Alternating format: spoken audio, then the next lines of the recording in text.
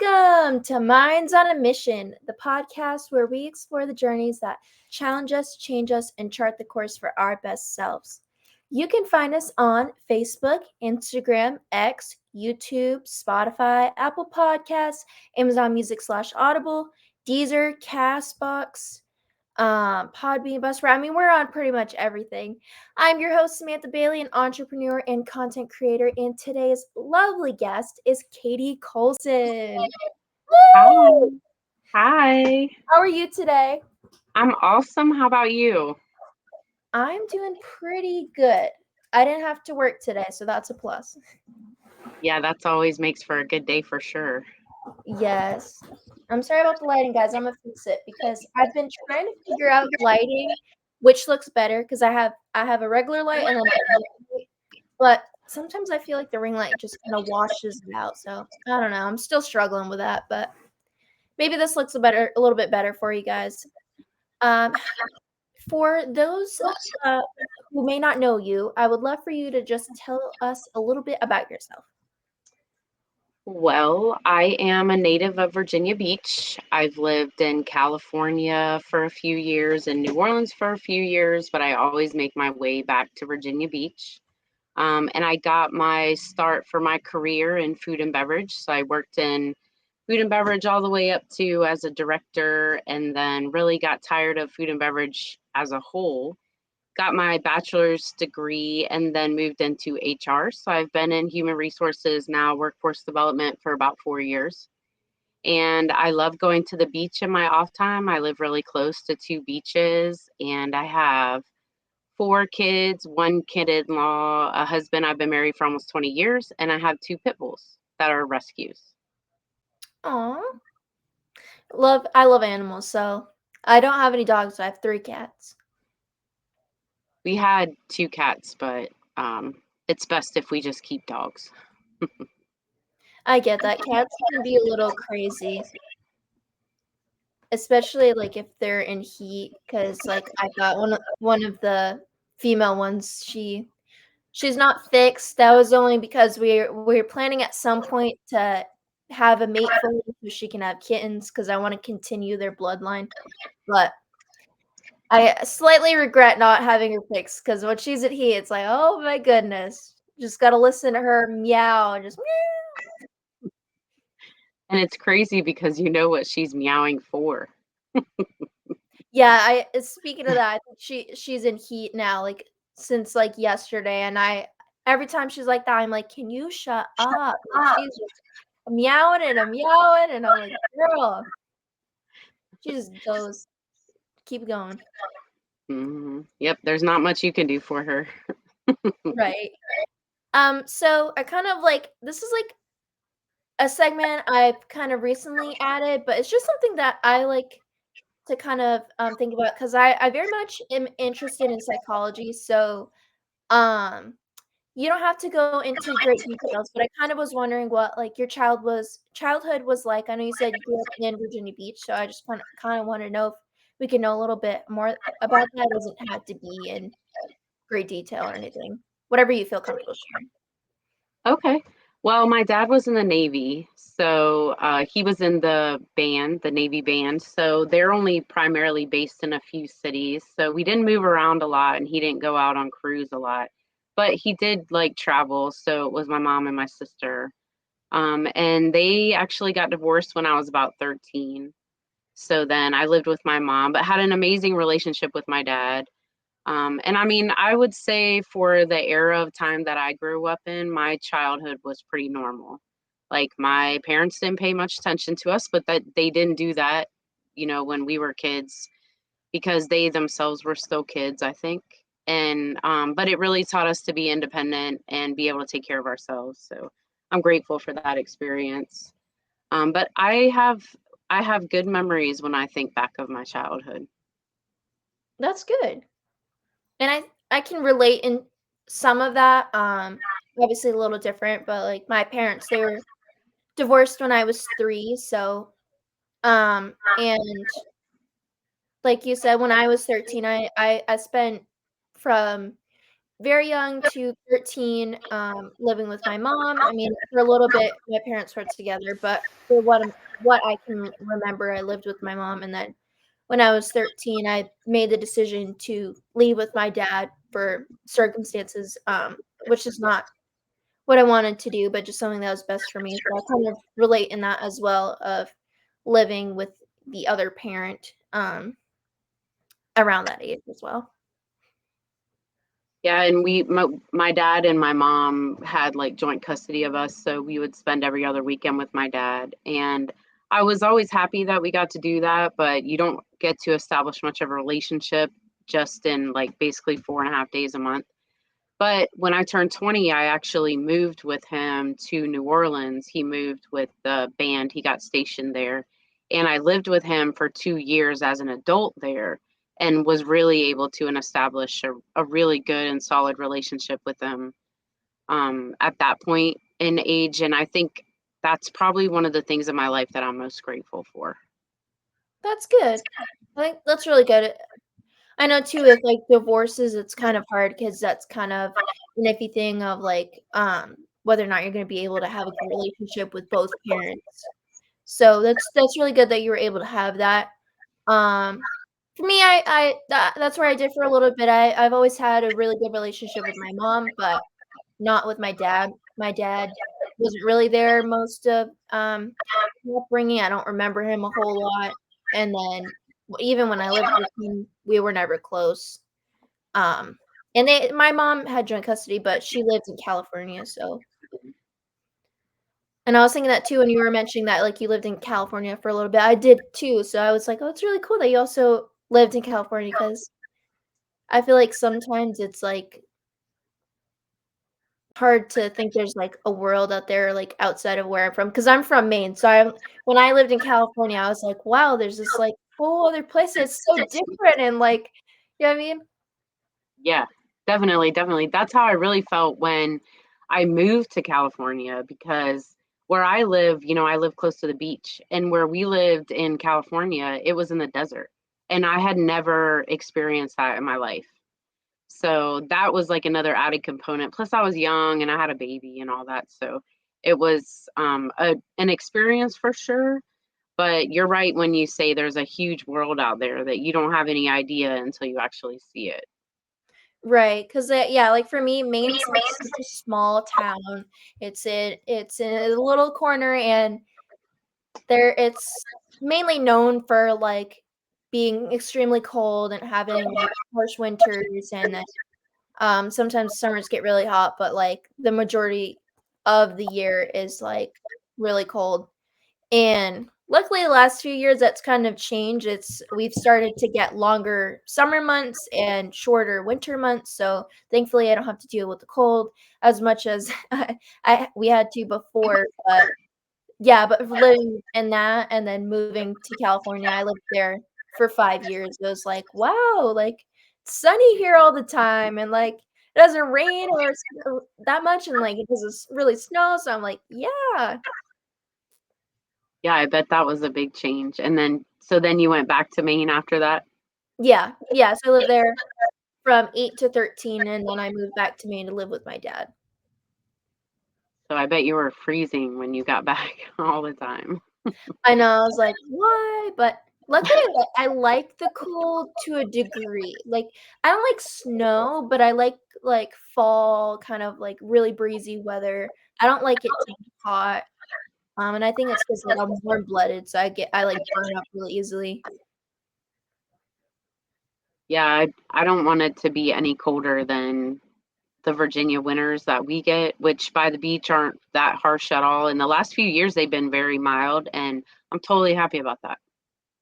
That's good, yeah. I always tell people, like, 'cause I work at, a credit union. It was like a career transition that I had recently, and, yeah, that's what I tell people a lot because 'cause they're like kind of have to have, like, little combos to, like, kind of pass time by, like, cause it's like a virtual teller position, and I'm always telling them, like, "Well, not excited for winter, are you?" Like Yeah. and everyone's like, "No." I'm like, "Yeah, see, I think it's something a lot of people can agree on." Yeah. Not for me for sure. Right. So you had a good childhood, and so I kind of want to know what teenage to early 20s was like for you. I think it was kind of a rough time in my life because there was a lot of stuff going on. Like my parents were both getting remarried at the time. My dad was an alcoholic. My mom was working a lot, trying to just keep everything together so that we didn't have to move or anything after they were getting divorced. And plus, being 13, 14, 15 is hard anyway. It doesn't matter if your life is perfect, it's still a hard time of life. So, it wasn't terrible for sure. Like nothing terrible happened or I didn't get in trouble, but I know that it was rough for me personally. And I know that because recently I've started to like peel back the layers and do healing from that time in my life that I never even knew that I needed to do until it just comes up out of nowhere. And you're like, wow, that probably wasn't normal now that I'm looking back at a situation in hindsight as an adult. So I think overall it was um, typical in the way that, nobody could really tell me anything. I already knew everything. I wasn't open to or even receiving information from other adults that were trying to tell me, don't do that, don't do that. And then I got pregnant with my daughter when I was 23 and then got married and moved to California. So that kind of started like my actual adult life when I made that transition. Because, of course, when you have a baby, it doesn't become about you anymore. Right. I get that.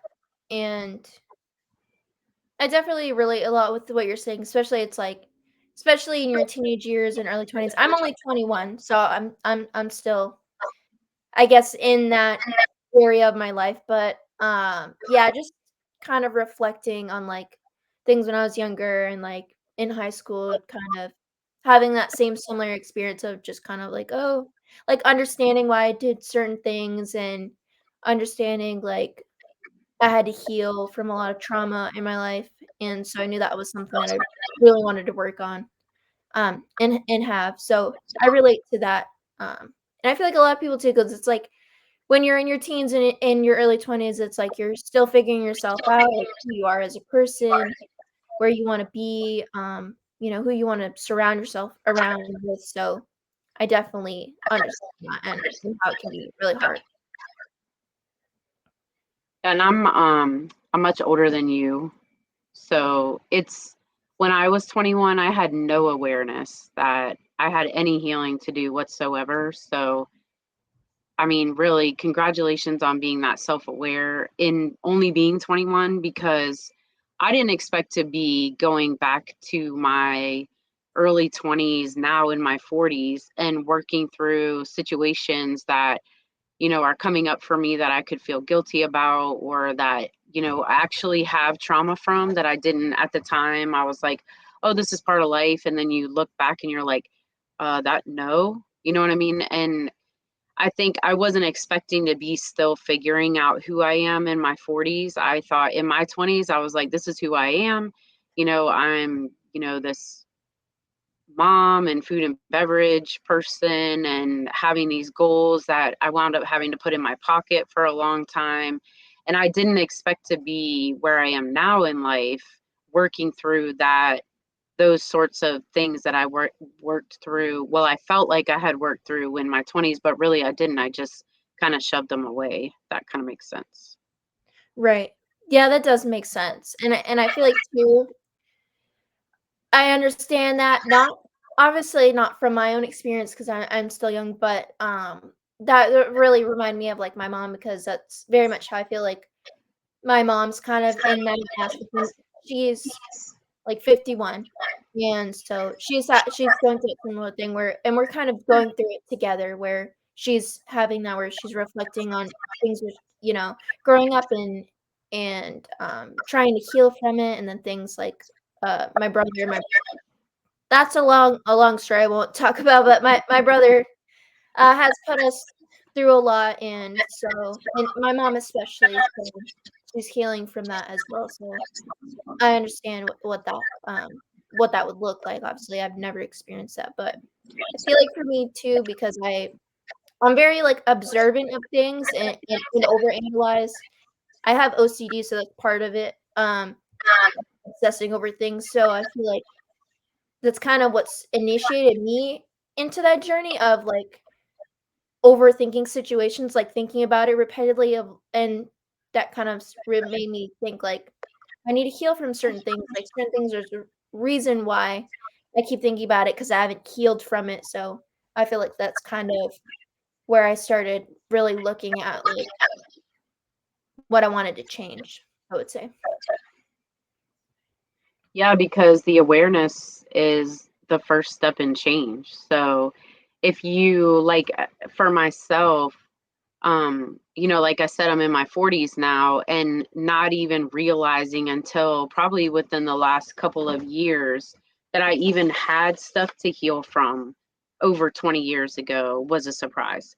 And then to start working through the things that at the time I felt like didn't bother me, and then realizing that they actually did and had shaped the way that my life went from there, like pivotal moments that I didn't realize were pivotal moments at the time. So it can, it just sort of follows you until you take the time to deal with it.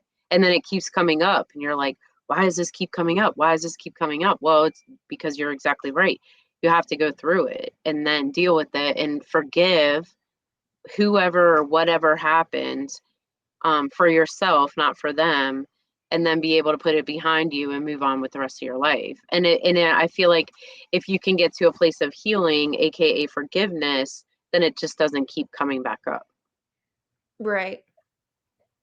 Yeah, and I feel like for me that whole process kind of felt fast-tracked, like, I mean, I'm extremely grateful to be where I'm at and to have the self-awareness, but I kind of at times feel like I didn't have much of a choice to because I felt like a lot of things have happened in my life already. I already feel like I've lived 5 lives at least, and so I feel like that kind of what just made me feel like I had to grow up faster than a lot of people and had to kind of be, like, the person to kind of carry the weight of certain things and to be the bigger person, and I'm grateful to have learned those things, but I definitely noticed, some of that came with resentment, like, feeling like I was forced to grow up faster than I wanted to, but now looking back at it, it's like I said, I am grateful because I learned a lot of skills. I learned, a lot of great things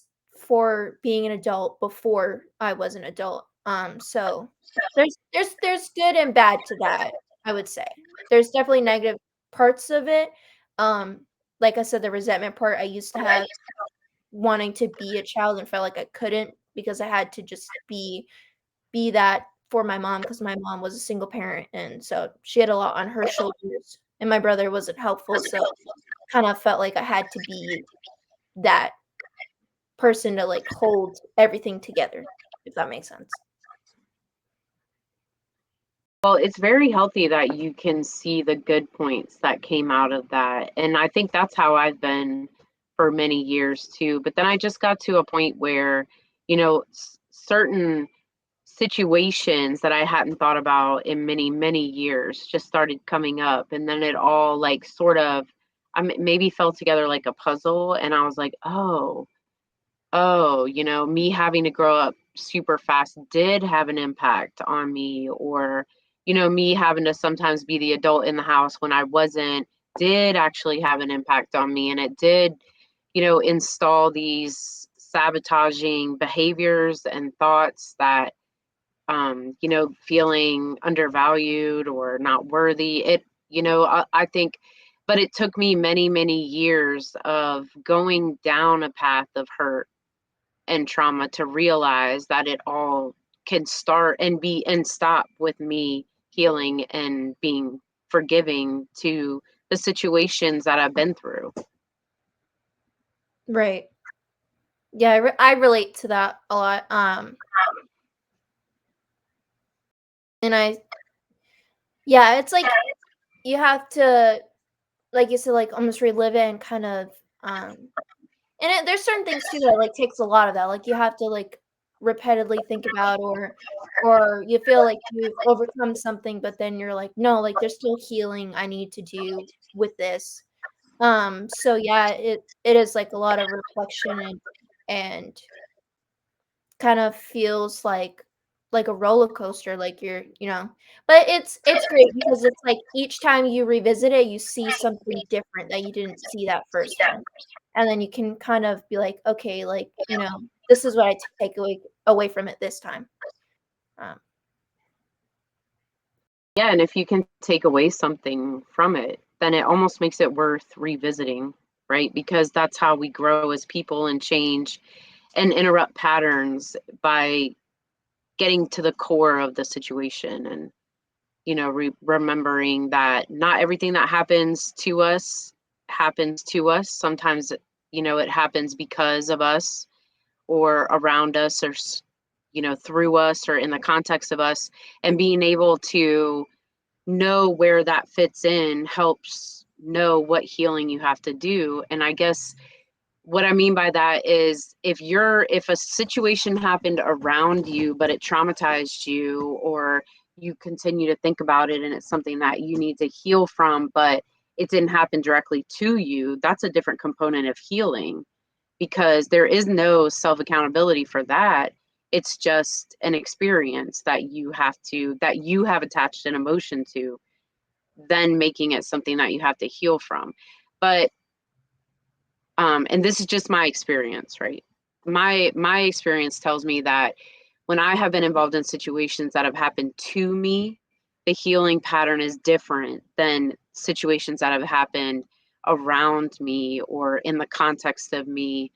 And it's really made me, when I start to feel some kind of way, whatever that feeling is, that now the first thing I ask myself is, does this really involve me?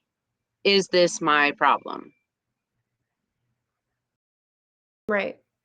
That makes a lot of sense.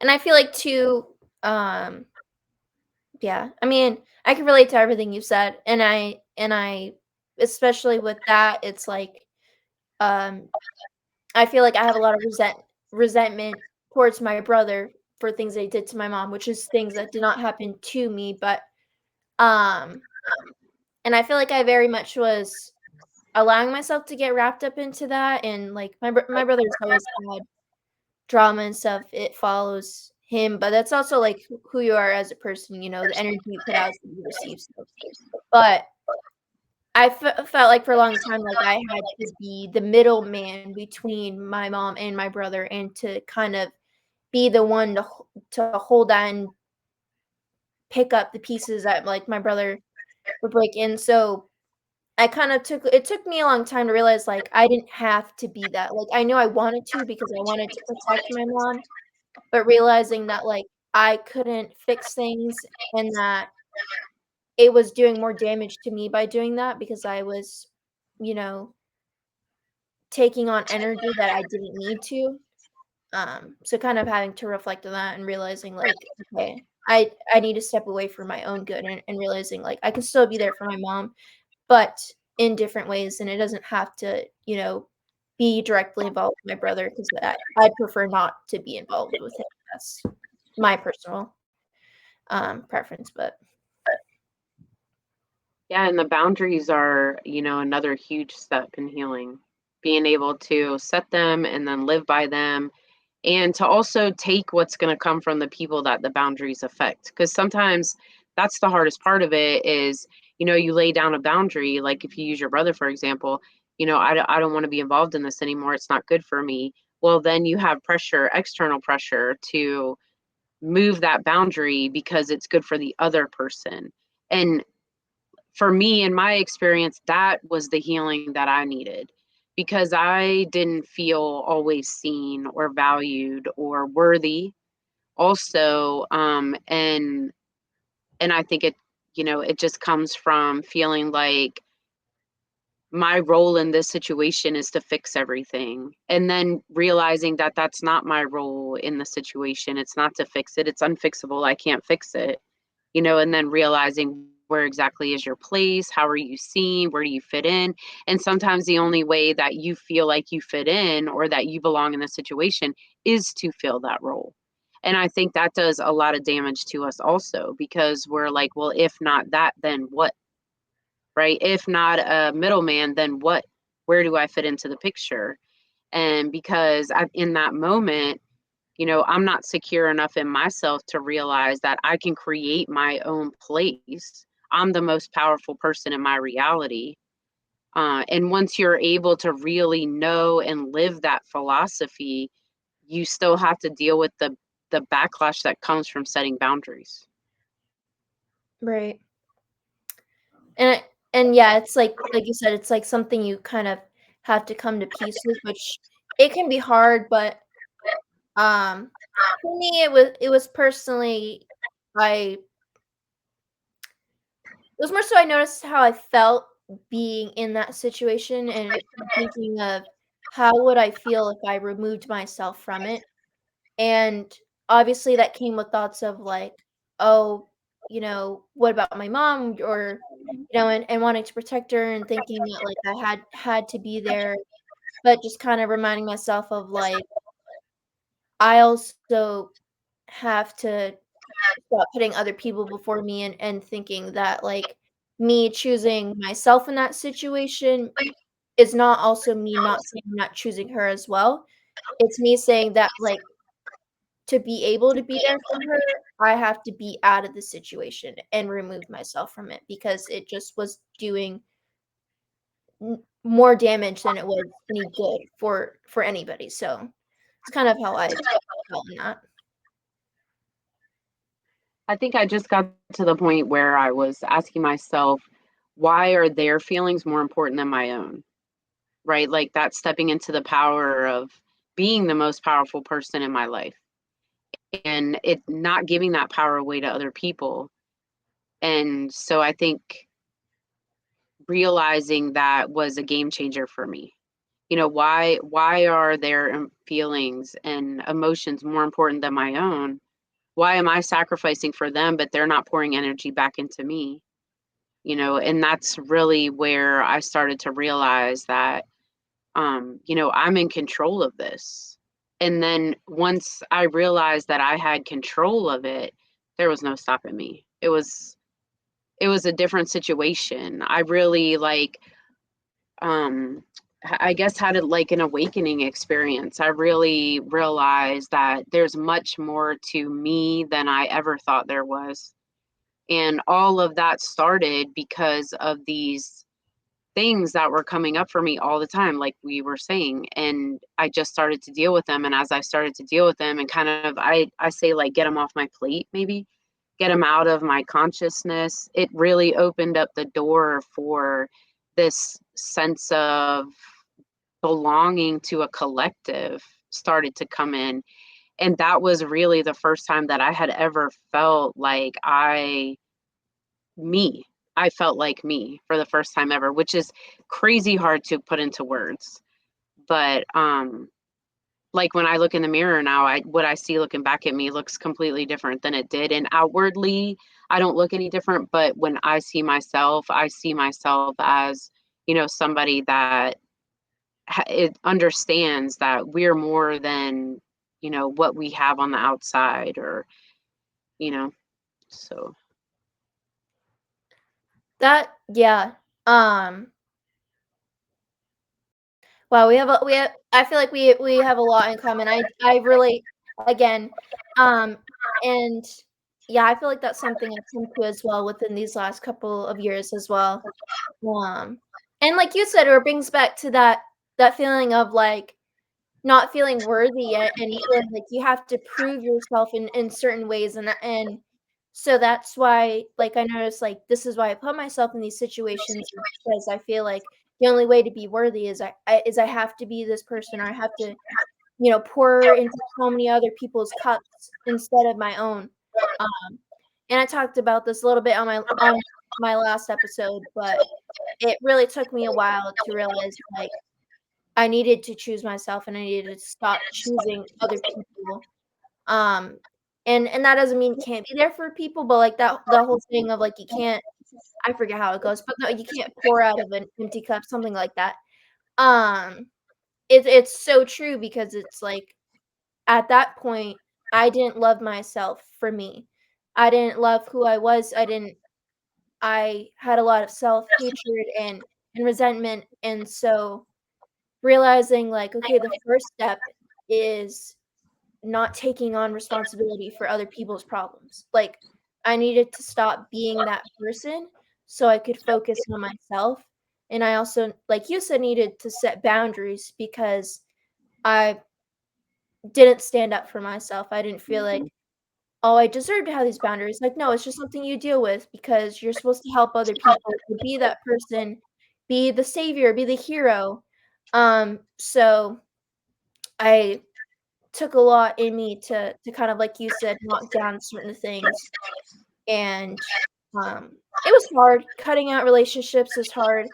I cut out an 8-year friendship that that was one of the biggest ones that, and it was one of the last things that I did that kind of felt really reassuring to me, like you said, it felt like I was unstoppable. I was like, if I can realize all these things and realize my worth and what wasn't good for me, then I can do anything.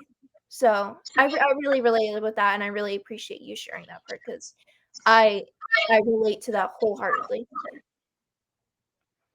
I think we're actually, again, my only my experience, but I think we're actually conditioned to think that way because we're dangerous as a collective if we realize our power. And if they're continually conditioning that power out of us by, and I just say they, right? They can be whoever that person is in your life or that system is in your life. But if they can condition us to not realize our potential, which is essentially what that is, telling ourselves like we don't deserve that, I don't deserve that, I did this, I don't that doesn't necessarily mean that I deserve that or I should have that, even though I did really work hard and I deserve, and on one hand I'm like I deserve the reward, and then I still have this saboteur that's saying no you don't. Well, to me, that's conditioned into me because if I can look at myself in the mirror and I can tell myself in the mirror, yeah, you busted it out today. You did a great job. Why is there still this little voice trying to bring me down? Oh, it's because they want us to be humble. But why though? Right? If you're doing something and you're killing it, why do you have to be humble about it? Right? It's because, in my opinion, it's because you become dangerous when you realize how much power you have. And people rely on us not realizing our power. I mean, the economy is driven by people not realizing their power. And I mean, I could go into a million examples, but I'll just say this that um, it's, I think that people just should realize that you're the most powerful person in your life. I agree. With everything. And I mean, I won't go into examples, but the biggest one is we're conditioned, especially by our family and, peers, to live a certain life, which typically is like the American dream of like I'm gonna go to school and then I'm gonna go to college and I'm gonna get a really good job and it's it's very much like what we're like you said, conditioned to believe, "Oh, I need to follow this certain guideline. This is what I'm told that I'm supposed to do."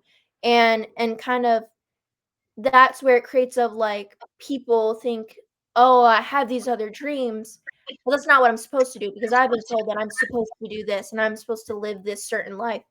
And especially, when if you have your parents who are maybe like that will put pressure on you, to be a certain way.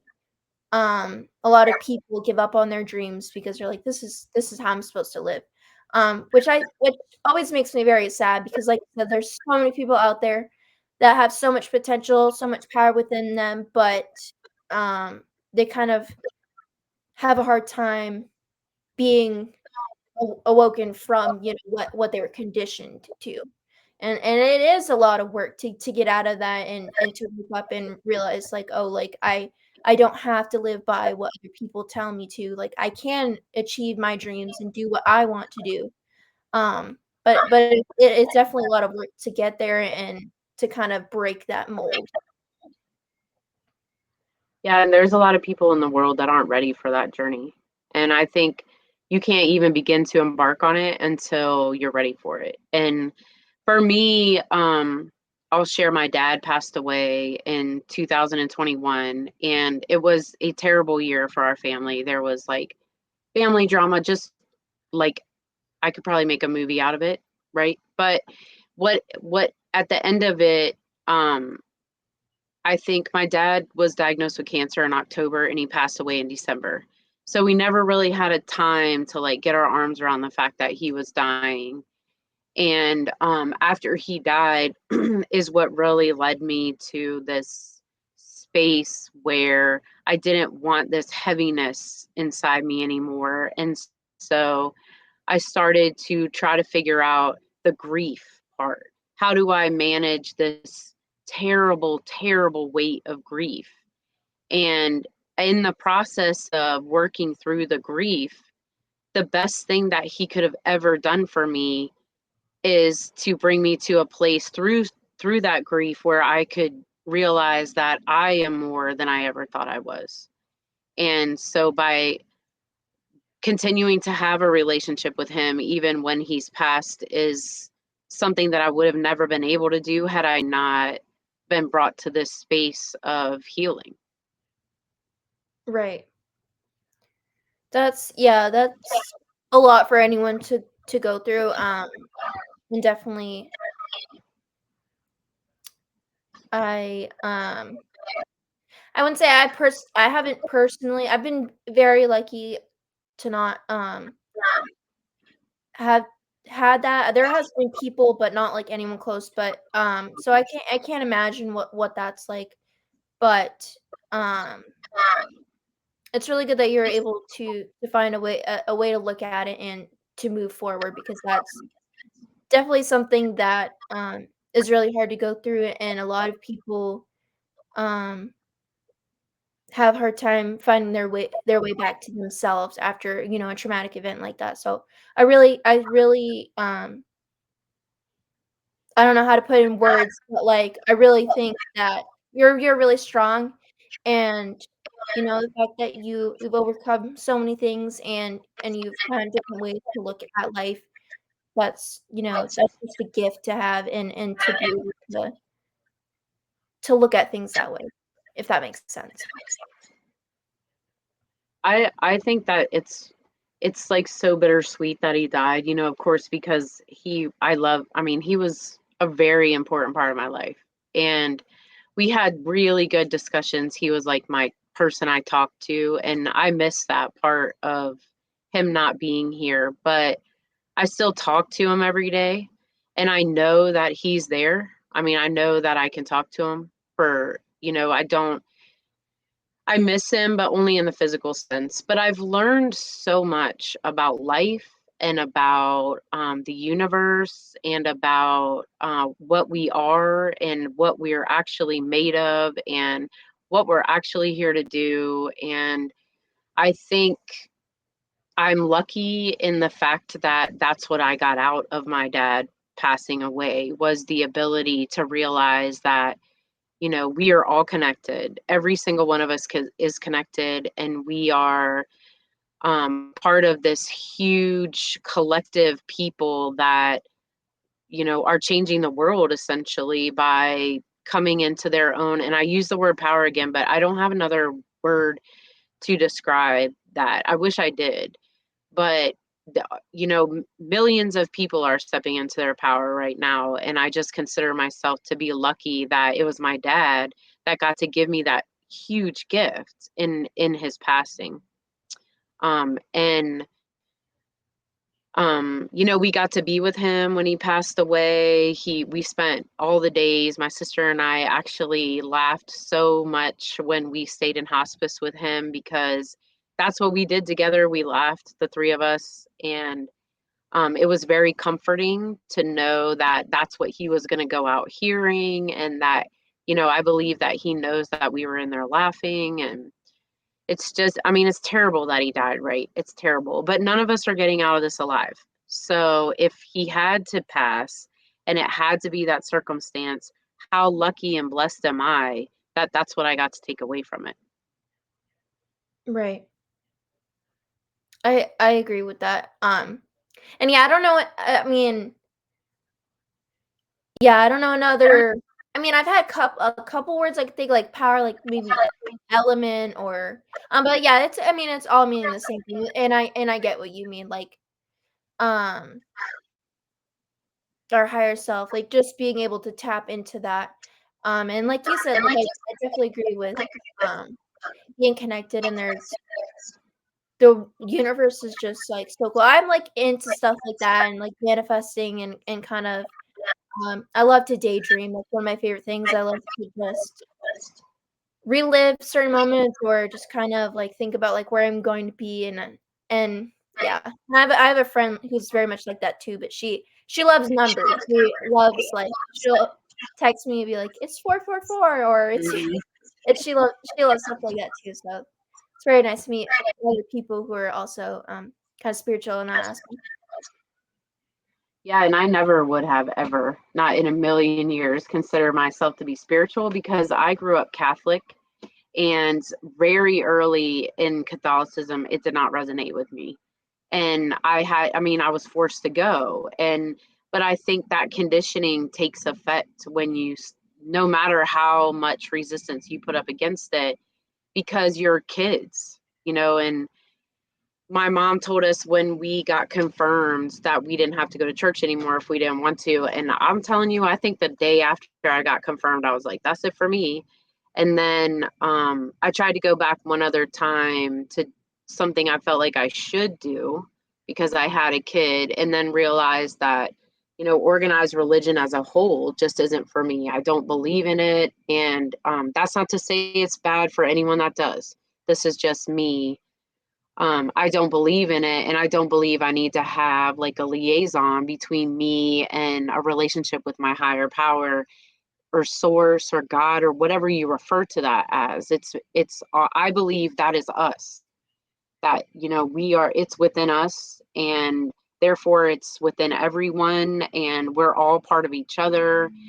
And I think it's the conditioning part that inhibits us from becoming the spiritual people that we actually are. Like when you can get to the point where you realize that you yourself are your soul, observing your body, listening to your brain, like that is a huge thing to be able to really incorporate. And I think there's a lot of people, like I said before, that just aren't ready for that realization, because once you get there, you realize that everything else that they have ever told you is a lie. It's just all lies, and it's a lonely and scary place to be in, because after you get to that awakening place, how do you go back to regular life? Right. Yeah, I feel like for me it's a little different. I was very lucky to have my mom. My mom's she's like one of the coolest people I know and she she was very flexible with us. She never, and I think that's too part of it is because she had a similar experience of growing up a certain way and kind of having to Mhm. fit a mold because that's what her parents wanted for her. And so when she decided to have her own kids, there's a lot of things that my mom did not want to do that her parents did. So I'm very grateful that my mom um was very reflective on her own upbringing and realizing, like, what she wanted for her own kids. So, we weren't we were basically allowed to do what we want. We were allowed to think what we want. My mom was very encouraging, and wanted us to just be able to be our own people. So, for me, I grew up agnostic. That was very much, how I grew up, and my mom's agnostic as well, and, you know, I've kind of leaned a little bit into to Christianity, but, yeah, I've been agnostic pretty much my whole life, and it's just more of, like, same thing, I didn't really like organized religion, I didn't really, religion wasn't really something I wanted to be in. Same thing with politics, I'm not a politics person, and I know those are both very touchy subjects, but Yeah. but for me, it was just more of, like, I know there's something. I know there's, there's a universe, there's God, there's something. I just kind of never really felt like there needed to be more added onto, like, I just felt like you said, everything's connected and that, um, I know there's something, like, we didn't just, it didn't just happen, like, the whole, "Oh, the Big Bang," it's like, yeah, but, like, to me, I always thought, like, there's something because like, there has to be an explanation for why we're here, why we have a purpose, why we all have our own consciousness and have all these different beliefs and stuff. Like, there's something, there's an explanation, but it's always been of, like, I don't know what that is, and so that agnostic for me felt like the best thing that kind of fit how I felt, if that makes sense. It does. And I actually made the choice with my kids not to introduce them to religion because I grew up in, a situation that I did not want to be in. And I'm glad that I did because they're able now to make a choice. And I know that that's not the right choice for everybody. I totally understand that there's some traditions that should be, depending on what religion you follow, have to be done at certain stages in your life. And so I don't mean to say that religion is, whatever to everybody. But to me, I'm glad that my kids have had the choice to do what feels right for them, rather than me telling them this is what you should believe in, because the idea is that eventually you find your higher self or your true self. And the more freedom that we give to kids to explore that avenue, the better as a people we're going to be. And I don't think that, like, my parents thought that way because it wasn't the way to think. Now it's different, right? Like, when my friends' kids are having kids, it's totally different than it was when my mom was having kids. And so I think that idea of letting kids have more freedom to develop their own personalities and belief systems, is, it's very much a growth way of living life, I think. I agree. And I feel like too, yeah, like definitely now we're kind of at a point where I definitely see things are changing.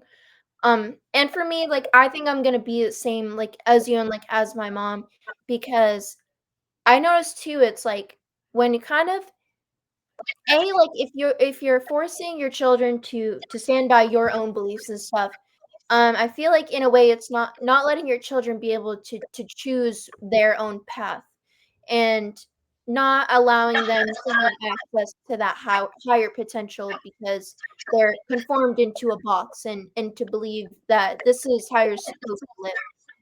And um obviously I understand like that there are reasons why certain people, like, if they're in a certain religion, why they want their kids to follow the same. But for me, like, if I was under a different religion, I wouldn't make my kids be that because I'm saying, "Oh, because I have these beliefs and you're my child, you have to also have the same beliefs." And it's almost like taking away their right to be their own person.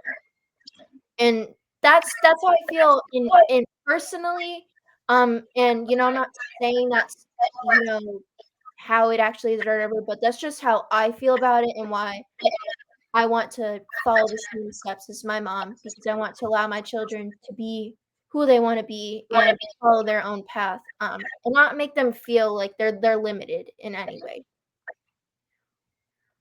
I agree 100%.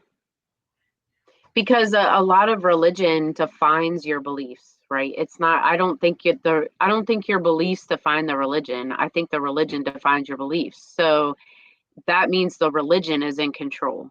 Right. And I have a hard time wrapping my head around, the like, for me, I couldn't raise my kids in a church because I didn't believe in what they were saying. So, if I can change my beliefs and if I can stay true to myself, then why not give them the opportunity to?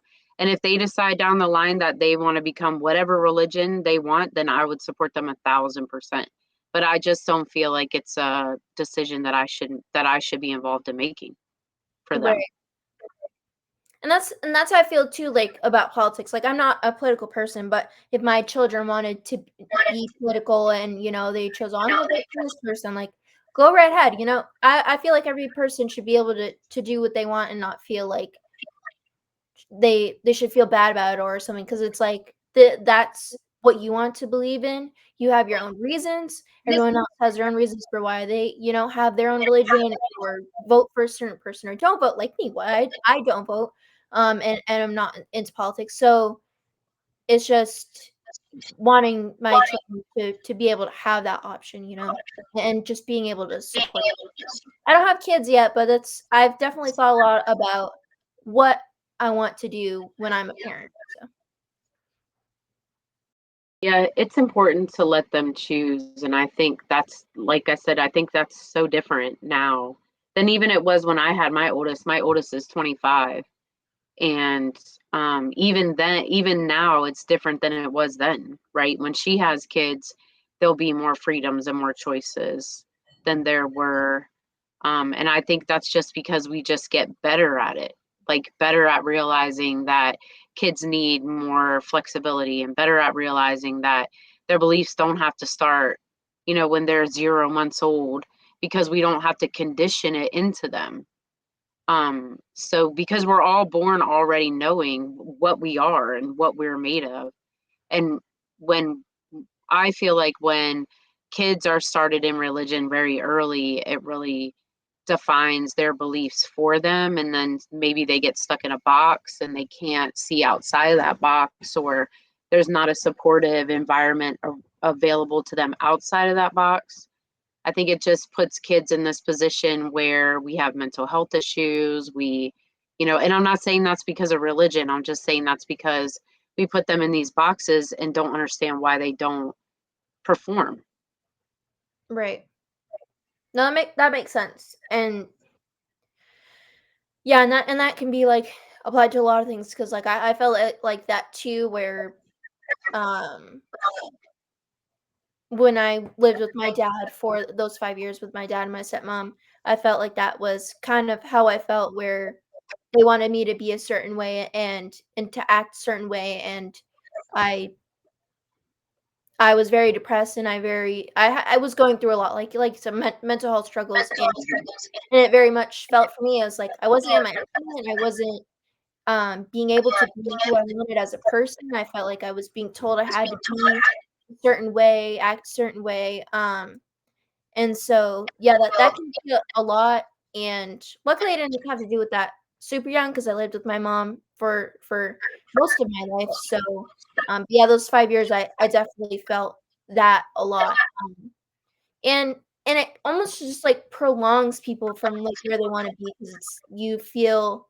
like you're not allowed to make those choices because these other people are telling you it's not okay. And so that's why, like, another reason why I really, when I thought about how I wanna be as a parent, I don't want to be like that. I don't want my kids to ever feel like, I'll ever be disappointed in them for choosing to do something or whatever they wanna do in life, like, I just wanna be able to be supportive.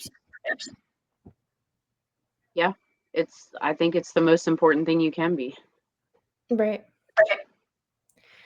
So I know we're kind of nearing the end. I like to take the last, like 5 minutes or so, just to kind of give you the space to talk about whatever you want to talk about. If you feel like there's something you want to share or any advice or just anything, I would love to give you the space to kind of do that. Thanks. Well, I wanted to share that after my dad passed away and I was really in a space where I just didn't know which way to go, I worked with a counselor immediately and it didn't work for me. So I worked with a life coach, and that was a huge difference for me, to the point where I wanted to do that also and knew that it was my calling to be a coach. So I'm in the process now of reshaping myself again from a food and beverage director to an HR workforce development professional to now a career and development transformation coach. And I know 100% it's the right path for me because I know that I understand the power of coaching, and I understand how powerful coaching can be for other people. And I just wanted to share to anyone listening that I know that life coaches have wishy-washy opinions, but if there's something that you're struggling with and you try to work with a counselor or a therapist and it doesn't resonate with you, then talk to a life coach, because sometimes a different perspective could be what you need. And since coaching focuses on, well, for me as a coach, I'm focusing on empowering people to increase their own awareness, to get to a place where they can shift their perspective. If someone's helping you, co-create that journey, it can really be a life-changing experience. So just wanted to do a little small coaching advocate. I'm a huge, I push it all the time. Everybody that knows me is tired of me talking about it. I wouldn't be though, because like you said, coaching's very can be very vital, and it can be very much a thing where it is that missing piece. And so I think in whether it's getting counseling or therapy or life coaching, whatever it is, I definitely think any and all are definitely great resources, especially if you feel like there are missing pieces that you just can't seem to find the answers to, or there's a lot of things that maybe you feel like you need to heal from, but you don't know how to. Um, Definitely recommend. I've done therapy, and I've done some coaching as well, and I definitely took away a lot of things from all of those experiences. So I definitely recommend that, and I appreciate you bringing that up because it is very important. Yeah, and girl, you keep rocking it out. Keep coming up with your visions, keep striving to meet your goals, and I'm definitely going to be following you along the way and can't wait to watch your progress. Thank you. I appreciate that. Yeah, I know it well, my brain. I get a little it's weird. I've done well, this is probably I think my 14th episode, and I said, "Guys, I don't know if I'll ever not get the nerves because I feel like it's like a thrill of like getting to talk to other people. I love networking. So I feel like every time I get on an episode, I'm like, I'm still nervous. I've done this for like 2 months, but I still get nervous every episode. But I know that just means that I'm very passionate about it. I love it, and that I I feel like I'm really in my element right now. So Then you are. Then you are. right, I agree. Thank you. I feel like we're both in our element. We're working it. That's right. That's right. Yes. Just want to be happy and at peace in life. That's all I want out of life. Me too. Yeah, I feel like I know I always say this, and this life is a continuous journey of growth. So it's never gonna end. But I always say, although I feel like I have more to grow from, I'm extremely grateful for how far I've come so far. Especially in the last couple of years, it's really been a lot. It's an emotional roller coaster having to dig up those old feelings and old memories and having to work through it. But I am extremely grateful to have had those experiences, to have met a lot of people who have helped me along the way, and people who support me, especially with this podcast. I was so scared to start it. I had those thoughts of like, no one's gonna watch, no one's gonna want to be on. Like, I don't know what I'm doing. I've never done a podcast. I don't know how to do it, and just kind of saying like, I feel right about this. I know I need to do it. I don't know how Imma do it, but Imma just do it, and it kinda just fell in place, and, there's so many people who are coming on and who support me, so I'm extremely grateful, for those who are coming on like you and for the guests or the viewers as well. I really appreciate each and every single one of you, so that was my little thank you note. Well, you're really doing big things. So good for you. Thank you. So I know we're about to wrap up. So for those who may want to reach out to you, whether that is just to connect or they would like to know more about your coaching, could you let us know how they could find you? So I have a website. It's thecourageouschrysalis.com. And on that website, I have a place that they can request a free 30-minute curiosity call where we sort of talk about what coaching is. So they can go on my website and request a time, or they can email me at coachingwithcatie, and Katie is with the C. So coachingwithcatie@gmail.com. Perfect. And guys, little tidbit, we actually had a session before we came on tonight, so I definitely can recommend doing that. It was very nice to get to have that experience with you and kind of have some clarity on things. So I definitely recommend you guys to at least check it out. If you don't feel like after that, like maybe you're like, I don't know if this is where I am right now, at least you got to take away that experience and realize, some clarity on certain things. So I definitely recommend. And where you guys can find me, so you can find me Samantha Bailey on Facebook, and then on Instagram and TikTok, it's Sam B Daily Motivation. And as for the podcast, I didn't mention it in the beginning, but I am pretty much on almost every streaming service out there.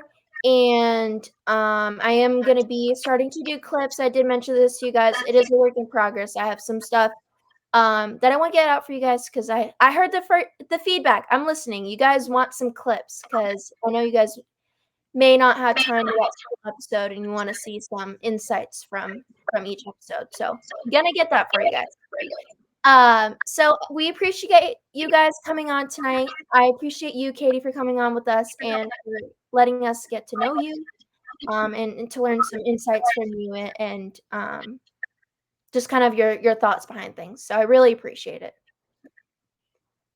I had a great time. Thanks so much for having me on, and I hope you do follow-up episodes because I really enjoy listening to your podcast. So I know I've told thank some you. people, I'm like, "You gotta come back in, like, 6 months and, like, let us know how you're doing." So, that's definitely something I wanna do, 'cause 6 months, a lot can happen in 6 months. So, I definitely if you were ever interested, I would love to have you come back on, and kinda give us an update, within that time frame or whenever you'd like to do that. Definitely, that sounds awesome. Perfect. Well, we appreciate you guys coming on and hanging out with us tonight. Yesterday, I forgot to mention that, but I did have an episode for yesterday because normally we're Mondays and Fridays, but the guest had to reschedule, which is completely fine. But just want to let you guys know that's why we didn't have an episode yesterday, and I will see you guys on Friday for our next episode. Bye, guys. Hope you have a good night. Happy Tuesday.